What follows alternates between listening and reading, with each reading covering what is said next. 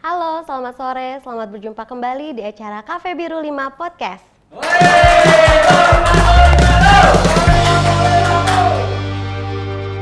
Kembali bersama saya, Meli. Saya dokter spesialis kulit dan kelamin yang akan menjadi host untuk acara sore hari ini. Untuk teman-teman atau pemirsa yang lupa atau belum tahu apa itu Cafe Biru 5, itu adalah portal kesehatan yang diinisiasi oleh Ikatan Alumni SMA 5. Untuk sore hari ini saya nggak sendiri, saya ditemani oleh salah satu teman saya. Boleh dibilang teman, boleh juga dibilang uwa, tergantung suasana, tempat, dan lokasi. Saya perkenalkan, ini Kang Anta. Tepuk tangan dulu untuk Kang Anta. Kang Anta ini alumni SMA 5 angkatan 77. Betul ya Kang? Enggak Kang, ampun. Salah. Betul.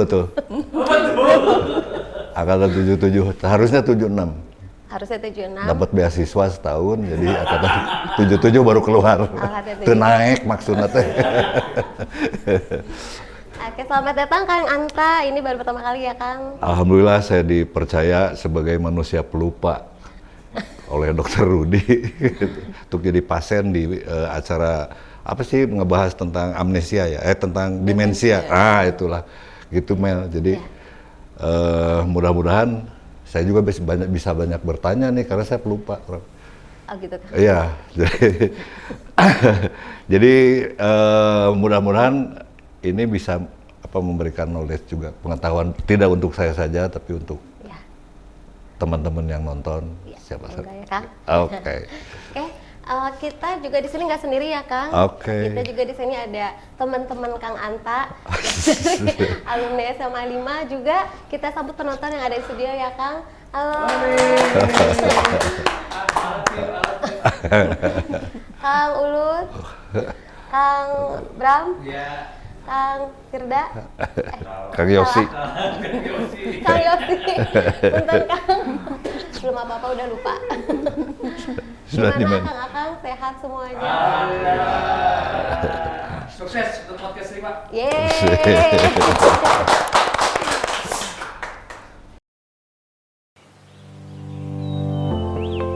Kesehatan yang prima merupakan bekal terbaik untuk mengawali sebuah kebahagiaan. Selamat datang di Edelweiss Hospital. Kami percaya bahwa proses penyembuhan bermula dari suasana nyaman yang Anda rasakan selama berada di Edelweiss Hospital. Di masa pandemi seperti sekarang, kami menerapkan protokol kesehatan yang ketat. Kami berupaya maksimal demi menjangkau Anda kapanpun Anda membutuhkan. Edelweiss Hospital, providing comfort for your well-being.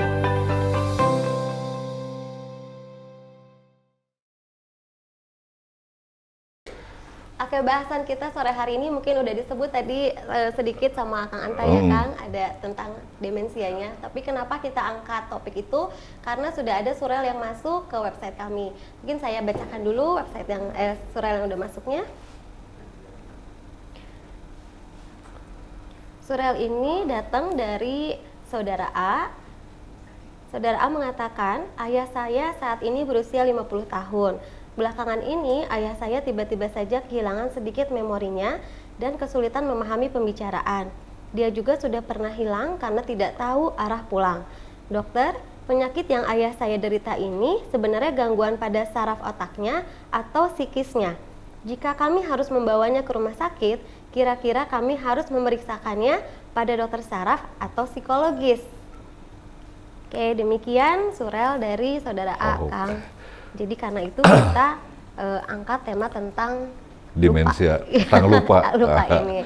Jadi kalau yang hese ngarti gancang poho itu termasuk demensia bukan? Nah itu nanti kita tanya sama ahlinya ya Kang. Jadi bersama kami di sini sudah ada seorang narasumber. Berikut narasumber kami Dr. Dian, spesialis saraf. Tepuk tangan untuk Dr. Dian. Dr. Dian juga alumni SMA 5 ya Teh? Iya.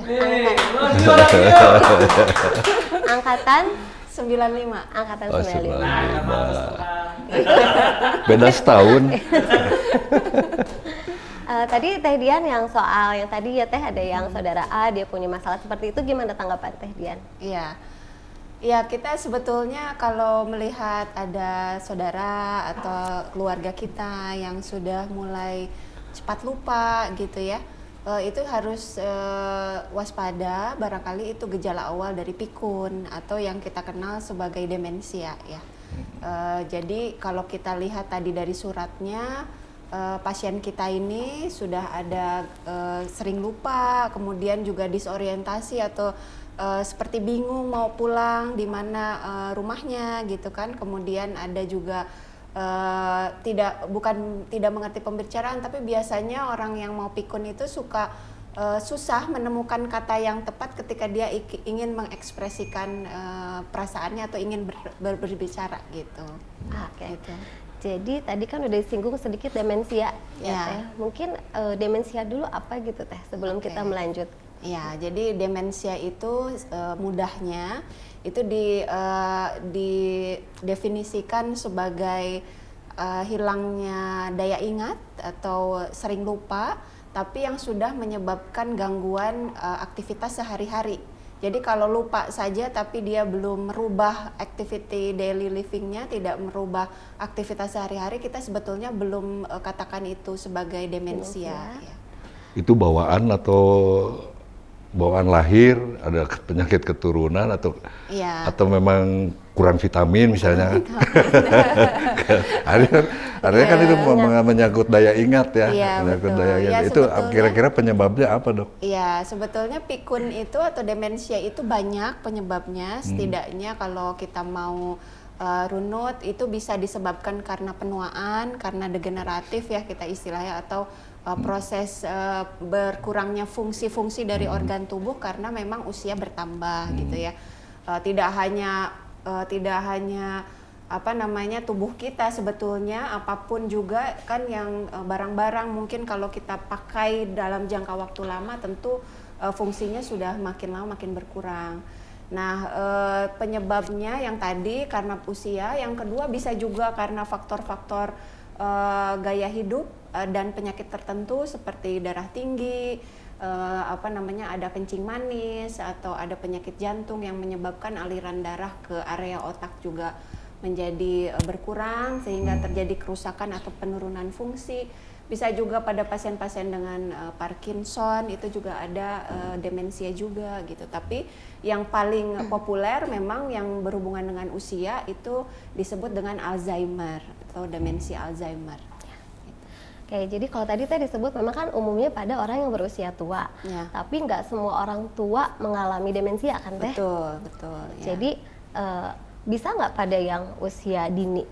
Ya. Nah, itu penting. Penting. Karena saya, Dok, Iya. ini mah saya sering kali itu dari SMP kalau ketemu teman ngobrol, ini siapa namanya gitu. Nah, itu sering. Nah, saya jadi bahan tertawaan anak istri saya dulu kalau Mungkin itu bukan kecengan Akang. Kalau kecengan pasti ingat. nggak ingat kalau ketemu siapa gitu ya di mall gitu. Bukan. Jadi memang baru rencana udah kayak Untung keburu lupa. keburu ya. lupa. Tapi sering udah asik gitu ngobrol, tapi udah gitu nanya, tadi siapa ya gitu. Nah itu mah ya bukan saya cerita orang lain, cerita saya dong. Iya, betul. Jadi sering lupa. Bahkan saya pernah ke supermarket ada sales suplemen kayak gitu, apa ginkgo biloba apa ya. Ini saya kira untuk ini daya ingat kan ya. Beli itu saya. Iya. Beli aja. Jadi ingat nggak? Enggak, justru anak saya protes. Nggak usah beli katanya. Udah saya bawa pulang ke rumah. Udah 3 bulan kemudian anak saya nanya, gimana hasilnya? Lupa saya naruhnya di mana. Asli itu. Jadi itu nggak kemakan sama sekali. Jadi kelemahan saya memang sering dibilang sombong dan sebagainya. Ketemu di situ nggak mau nanya. Sulit mengingat nama orang. Nama orang gitu, terutama gitu. Nah itu karena itu dari usia muda, bukan sekarang aja gitu. Kalau sekarang tambah. Ya tentu kalau kita merujuk pada Alzheimer tadi biasanya memang pada usia tua karena kan penurunan fungsi itu belum terjadi kalau masih usia muda ya gitu. Jadi dibilang bahwa kalau ketika kita menginjak usia 65 tahun itu resiko untuk terjadi Alzheimer naik 10%. Tapi kalau sudah 85 tahun itu lebih naik lagi jadi 35% gitu. Ada memang pikun yang terjadi pada usia muda, tapi kita harus identifikasi mungkin itu pikun yang disebabkan hal lain. Seperti tadi ada penyakit-penyakit tertentu di otaknya yang menyebabkan gangguan fungsi gitu. Tapi sekali lagi kalau disebut demensia itu kan sudah mengganggu aktivitas sehari-hari. Kalau Kang Anta kan tadi masih bisa ngobrol sama teman-teman, masih tidak menarik diri. Kalau orang demensia biasanya menarik diri. Oh gitu. Iya, dia ada depresinya juga, ada tidak mau bergaul dengan orang Jadi lain. ada gangguan ke psikisnya juga. Iya, betul. Oh, okay. Jadi kalau yang tadi kayaknya enggak, Kang. Kayaknya enggak ya. Jadi kayaknya enggak ya. Kayaknya Mudah-mudahan. Tapi dah masih kayaknya gitu. Nanti ketemu di jalan, saya Lupa. belum tentu ingat namanya gitu. Sering kali begitu. Iya. Setelah frekuensinya sering ketemu sih, alhamdulillah masih bisa mengingat gitu. Iya. Tapi banyak ya artinya dari kecil tuh biasanya kan saya suka, aduh naonnya poho gitu atau lupa gitu, mana sok loba teuing ngabohong ka kolot. Nah itu suka ada istilah seperti itu biasanya gitu. Iya, Ohnya gitu. Jadi untuk mengingatkan ya istilah lupa di kalangan masyarakat juga kan banyak anekdot ya. Iya. Ada orang yang lupa suaminya kalau di kampung kan mandinya ke kali, Dok. Oh. Bahkan mandi ke kali pasti ada yang ketinggalan kalau pulangnya, istrinya ngomel. Oh, iya. Nah, terus akhirnya begitu dia mau mandi ke kali dikasih catatan. Iya. Bawa sabun, bawa odol, bawa sikat gigi segala macam. Jadi ada inventarisnya. Jadi begitu pulang selesai mandi di kali dia tulis odol, masukin gayung segala macam, Jadi anduk. intinya supaya nggak gampang lupa, jangan ngelawan kakolot gitu ya. Katanya gitu. Nah itu udah pulang sekampung ribut. Iya. Pulang mandi teh lupa dipakai bajunya. Gitu. Hari istrinya pernah lupa dibawa. Istri mah kadang-kadang lupa kalau 10 meter dari rumah. Jadi enggak, Dok, kalau dari demensia sama amnesia sama beda. Beda. Kalau demensia itu kan sudah biasanya tadi ya sudah disebutkan definisinya. Kalau amnesia itu lupa, tapi biasanya karena gangguan yang ada sesuatu gangguan gitu. yang mendadak gitu, bukan karena degeneratif atau apa, tapi cuman memori aja yang terganggunya. Kalau demensia itu harus kumpulan dari penurunan fungsi kepintaran ya istilahnya gitu. Kognisi kan kita gitu. istilah awamnya kepintaran. Nah kalau demensia nggak boleh cuma lupa doang, harus plus gitu. Jadi harus ada lupa plus gangguan misalnya dalam memutuskan mau ngapain tuh seperti bingung dan ada disorientasi. Jadi kalau demensia itu berarti gejala ya Teh? Iya, Gitu, kumpulan gejala. Iya. Jadi bukan nama penyakitnya ya Teh? Dia nama penyakit, tapi dia harus terdiri dari lupa plus. Nah, plusnya itu biasanya tadi ada gangguan berbicara, berbahasa, kemudian gangguan mengenali tempat gitu, kemudian ada disorientasi. Iya, disorientasi, kemudian ada gangguan eksekusi itu jadi kayak saya mau beli barang di warung itu tuh dia bingung ngapain dulu gitu kan, harusnya kita tuh secara refleks bisa ya ambil dompet, pakai sendal, kalau itu mungkin pakai kerudung dulu, buka pintu, terus pergi ke warung, pilih barang, bayar. Nah itu untuk orang demensia nggak bisa. Jadi dia bingung. Bingung. Jadi sequence atau urutan-urutan pekerjaan yang harus dilakukan tuh seperti hilang dari otaknya gitu, nggak bisa. Jadi bingung.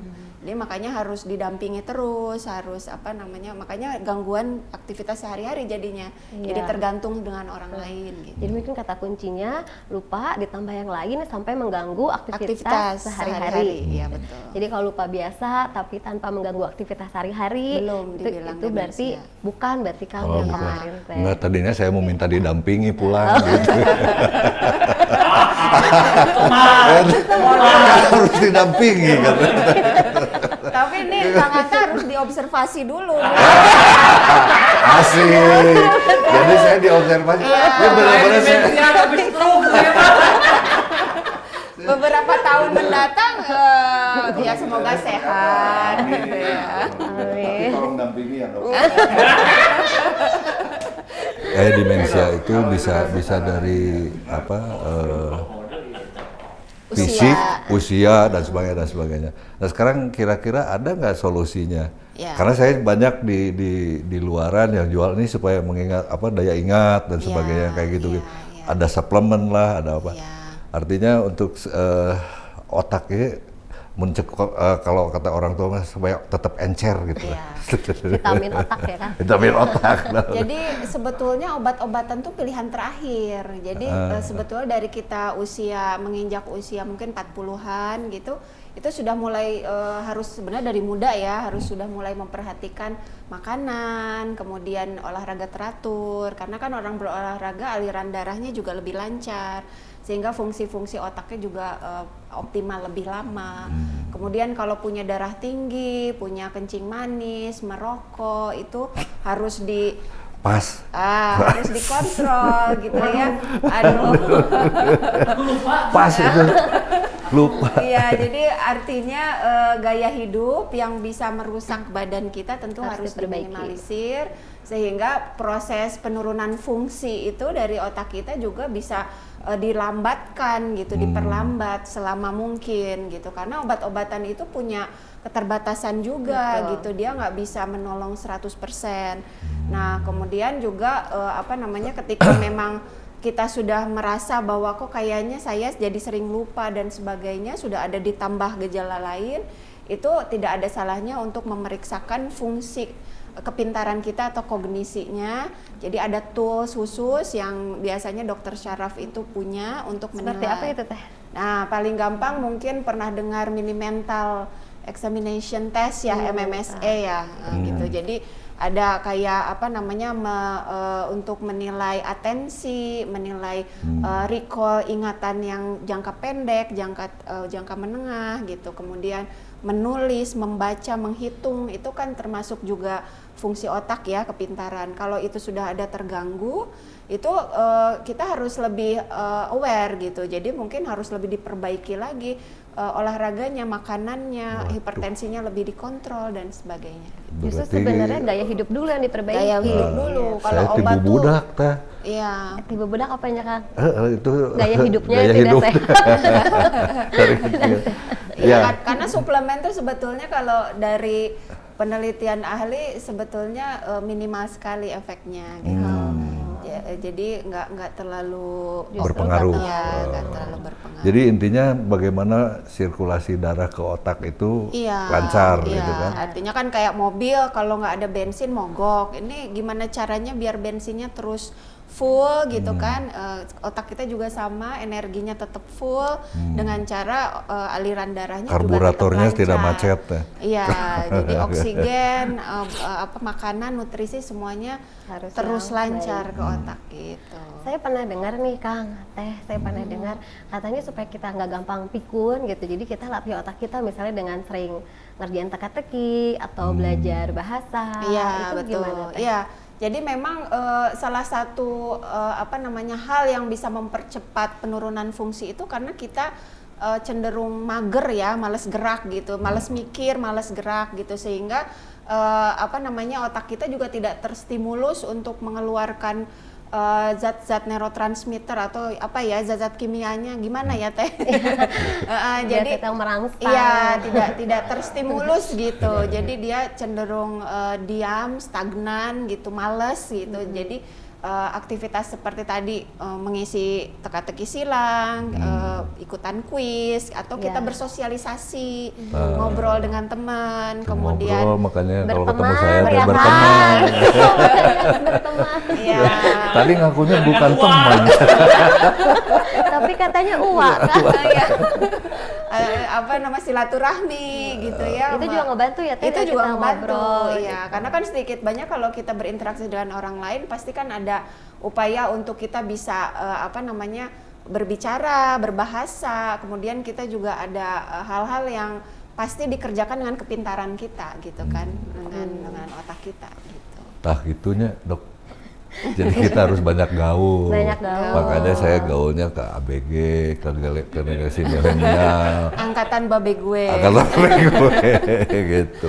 Baru kalau itu tidak bisa, kita mulai obat-obatan. Ya, biasanya obat-obatan demensia itu hanya diberikan kalau demensianya sudah masuk ke tingkat moderate atau sudah mengganggu, seperti misalnya ada muncul delusi ya pada beberapa pasien, misalnya dia melihat kok seperti suaminya yang sudah meninggal ada gitu di sekitar dia muncul. Kemudian dia menjadi paranoid, ada waham paranoid. Jadi uangnya hilang nih, ada satu orang yang sama dia suka ngambil uangnya. Ini kayaknya ngambil uang gitu. Jadi agak overlapping sama gejala-gejala bisa ya. schizofren gitu Iya, ya. jadi memang pada tahap yang lebih lama itu demensia bisa menimbulkan gejala-gejala behavior gitu. Bukan halusinasi kayak gitu, Dok? Iya, kita sebutnya delusi ya. Delusi. Gitu. Jadi itu harus bukan ada penampakan sebenarnya ya. ya, bukan uka-uka ya. Uka-uka. Oke. Sok atuh Dok Mel nanya apa lagi? Atau mau nanya saya? Saya ini siapa sih sebenarnya?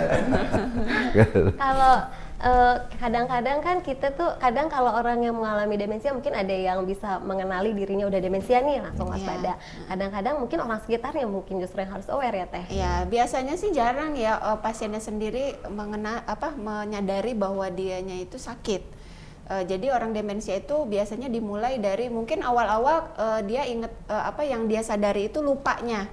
Jadi misalnya menaruh barang, dia lupa, sering lupa. Kemudian tadi mungkin nama orang-orang lupa. Tapi kan harus ada terusannya, Kang Anta. Jadi bukan cuma itu aja. Tapi nanti lambat laun. Terusannya kemana nih? Terusannya Cicahem. Enggak, setelah ngingat lupa nama orang atau ada terusannya. Biasanya terusannya nanti, ke mana ini? Ke arah pikun, ke arah mana kayak gitu. Jadi biasanya nanti ketika dia bersosialisasi dengan dengan orang-orang sekitarnya itu sudah mulai terdeteksi dia seperti kesulitan mengikuti pembicaraan. Jadi seperti tidak nyambung gitu. Jadi dia sulit memahami orang berinteraksi, kemudian dia sulit untuk mengungkapkan, mengekspresikan dirinya, sehingga lambat laun dia menarik diri. Jadi menarik diri, tidak mau bersosialisasi. Nah ini karena kesulitan. Iya, ada kesulitan bersosialisasi. Itu yang kita harus waspadai. Mungkin itu ciri-ciri awal mau menjelang moderate dari gejala demensia. Berarti Akang makan belum, Kang? Ronda Belum. tadi juga. Saya masih agresif. Masih agresif. Iya, jadi justru salah satu treatmentnya juga kalau misalnya ada keluarga kita seperti itu, kita mulai ajak lagi untuk bisa bersosialisasi gitu. Ibu saya sih udah pikun ya sekarang, pikun, udah terbaring aja. Kadang-kadang dia ingat nama saya, kadang-kadang ini siapa ya gitu. Iya. Kalau udah dijelasin itu, gitu. Tapi udah gitu ngobrol, nanya lagi, ini siapa sih gitu. Itu serius. Ini kejadian ibu saya gitu. Saya sampai sekarang masih terbaring karena jatuh, jadi nggak bisa jalan. Usianya udah 87-an. Jadi sering kali ya udahlah, udah pikir. Tapi yang nungguin adik saya kadang-kadang juga nggak sabar gitu. Nah ini gimana menghadapi orang yang orang tua lah misalnya atau saudara saya yang menghadapi kondisi seperti itu.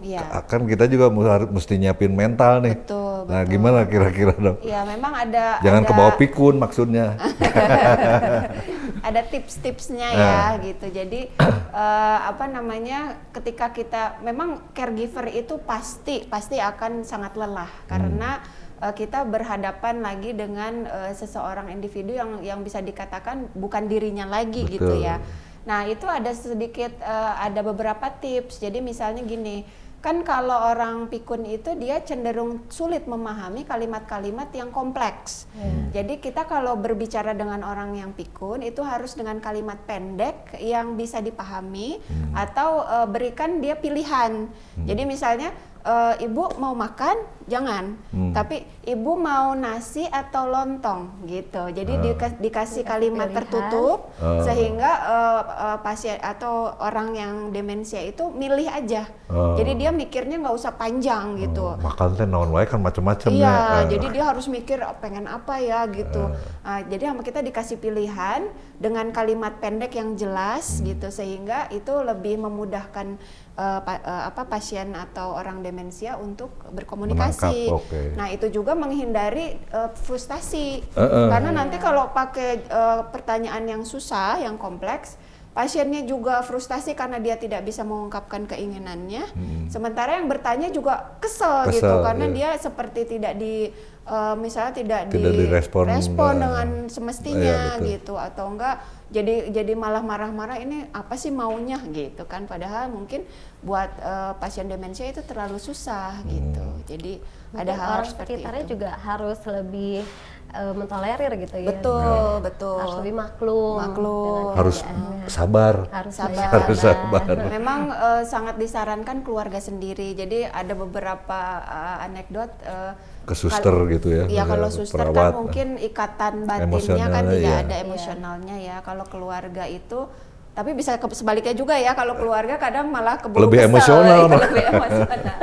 Nah, disarankan katanya mengingat good memory dari orang itu gitu ya. Jadi misalnya kalau ibu kita seperti itu, kita ingat-ingat yang dulu bikin Yang kita tuh ngerasa gitu ya ke ibu kita tuh apa, mungkin Iya, pada saat kita sakit ngurusin kita gitu ya. Kemudian ketika kita diantar untuk sekolah atau belajar, nah hal seperti itu tuh membuat kita juga lebih ikhlas gitu buat menangani atau ngurusnya. Karena si demensia ini sebenarnya bisa sembuh nggak teh? Ya, jadi tadi seperti dibilang ada obat memang, kita pada tahap moderate sampai berat itu ada obat-obatan untuk bisa menggantikan zat di otak yang kurang pada orang demensia. Jadi supaya kecerdasannya atau kepintarannya naik. Tapi tentu saja itu tidak sangat berbeda responnya dari satu pasien ke pasien yang lain, dan bisa jadi satu titik tertentu dia tidak respon seperti yang kita inginkan gitu. Jadi sudah tetap tidak berefek gitu. ya gitu. Jadi ada memang obat-obatan, cuman dia juga ada maksimalnya lah gitu ya, nggak tidak menyelesaikan semua hal, tidak seperti pegadaian gitu ya.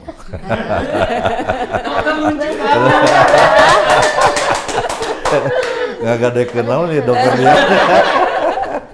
Kita mau tanya sama akang-akang yang ada di sini, ada yang mau nanya ke Teh Dian? Sebagai pelupa.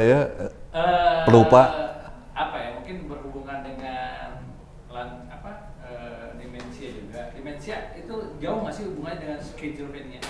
Skizofrenia ya. Kalau skizofrenia itu kan cabang dari bagian psikiatri ya, kesehatan jiwa. Dia juga sebetulnya ada zat di dalam otaknya yang juga berubah gitu. Jadi demensia juga kita biasanya hubungkan dengan asetilkolin. Kalau skizofren biasanya ada hubungannya sama serotonin, dopamin gitu ya. Jadi ada zat lah di dalam otaknya yang berubah gitu.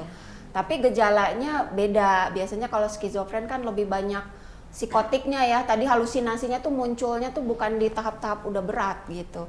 Dari awal tuh udah ada gejala-gejala psikotiknya gitu, gejala halusinasi dan sebagainya. Gitu. Jadi bahasanya untuk next lagi mungkin ya. Ya. Harus psikiater yang dipanggilnya ya. Oh, itu ke psikiater itu. Psikiater ya, dokter spesialis jiwa. Wah, gangguan jiwa ada Belum. Alhamdulillah masih sehat. Mungkin beberapa gejalanya ada yang sama, tapi mungkin harus dilihat lagi ya. Iya. Di detail lagi, dirinci lagi apakah ini Penyebabnya. benar. Iya. Jadi lebih ke demensia atau schizofren gitu. Betul. Oke, Dok Mel, sebelum menutup atau menyimpulkan obrolan kita, jangan lupa yang nonton untuk share, untuk komen terutama, gitu kan. Atau bertanya barangkali bertanya Amanahnya supaya Wak Eyang. supaya bisa berinteraksi dengan dokter. Jadi siapa tahu nih teman-teman dokter SMA 5 bisa memberikan solusi-solusi gitu, Dok dia. Iya, Gitu ya, saya kira Iya. gitu ya. Yang mau nanya juga boleh nanti kirim emailnya ke cafebiru5.id. Dan jangan lupa like and subscribe. Di subscribe, Subscribe. di subscribe lah pokoknya. Kang Ulut, Kang Yosi mau ini nggak nanya sama Teh Dian? Saya juga termasuk yang ini, saya golongan dengan Kang Anta. Kang Ulut mah silaturahminya banyak. Banyak. Jadi yang paling penting kan silaturahmi, sehingga ketemu orang dan mengingat teman, mengingat. Itu salah satunya yang membuat saya awet kolot. Ya, saya masih banyak teman kemana-mana. Tapi sampai sekarang saya belum bisa menghilangkan tuh lupa nama. Itu saya sering banget kejadian, ngalamin terus gitu. Jadi, aduh ini siapa namanya tuh. Tapi kalau itu kayaknya banyak sih Kang yang seperti itu. Banyak ya? Banyak. Ya, tapi artinya saya menyadari itu bahwa itu kelemahan saya. Kalau saya sih ngomongnya kelemahan, bukan penyakit gitu ya. Tapi kalau itu juga masuk penyakit demensia, walau alam gitu ya. Kumaha dokter lah, abdi mah kumaha dokternya pasrah. Sebenarnya Ada penting mah tolong saya dampingi nanti pulang. nanti WA ke istrinya ya Kang Iya, ya. alhamdulillah gitu, mantan istri. Ya sebenarnya salah satu latihan supaya nggak pikun itu kita berusaha ingat nama orang yang kita baru ketemu ya. Justru Jadi harus seperti ya itu kan kita retensi melatih memori juga. Gitu. Kang ingat namanya? Ibu dokter dia, Saya ingat Kang. dokter Meli. Alhamdulillah. Cager langsung. Berarti- Cager cari obatan. Belum diobatin baru konsultasi aja, kita udah rada cerah ya. Rada ceria hidup. Insya Allah nanti pulang dari sini saya akan sapa setiap orang. Kayak bisa ditewak deh. Itu begitu damang sudah. Oke dok, Mel, kesimpulannya seperti apa nih dari obrolan ini? Oke, kalau saya bisa simpulkan di sore hari ini, jadi demensia itu seperti sudah dijelaskan oleh Teh Dian, itu adalah suatu kumpulan gejala. Gejala utamanya itu adalah lupa, biasa disertai dengan bingung, atau juga yang paling penting kata kuncinya dia mempengaruhi kehidupan sehari-hari. Biasanya bisa dikenali oleh diri sendiri, tapi lebih sering mengenali justru orang sekitarnya. Kemudian untuk mencegah, faktornya banyak sekali yang mencetuskannya, bisa juga dari gaya hidup, kemudian faktor penyakit, diabetes, kebiasaan merokok, kebiasaan hidup tidak sehat. Karena itu yang paling penting selain pengobatan justru memperbaiki gaya hidup dulu. Ya, Teh. Mungkin Saya ngerokok teh gaya, itu justru gaya hidup ya. asa gaya maksudnya. Mungkin untuk closure statement, silakan Teh Dian mungkin ada Sok, mangga, kiat atau apa apa yang kira-kira harus untuk sampai? teman-teman yang mengalami atau menghadapi orang-orang yang demensia gitu. Iya. Ya mungkin dari saya karena kalau kita ingat katanya jadi manusia yang paling baik itu kalau yang paling bermanfaat untuk orang lain. Tentu saja untuk bisa bermanfaat kita harus mempertahankan daya ingat kita supaya jangan pikun sehingga kita bisa tetap berkontribusi untuk orang-orang sekitar kita. Ya. Atur nuhun, terima kasih. Mangga ditutup ku Dokter Meli enak. Saya aja kan? Oh, iya kan sebagainya. Saya mah pasien di sini. Terima kasih Teh Dian sudah menyempatkan hadir di sore hari ini. Terima kasih Kang Anta juga sebagai co-host ya Kang, bukan pasien, bukan objek bukan ya? penderita, bukan. Teman Kang. dong kita Teman. sekarang. Juga untuk akang-akang alumni SMA Negeri, terima kasih sudah datang. Go Imado, Imado! Go Imado, Imado! Oke, kita cukupkan acara sore hari ini. Sampai bertemu kembali di episode Cafe Biru 5 selanjutnya. Sampai jumpa.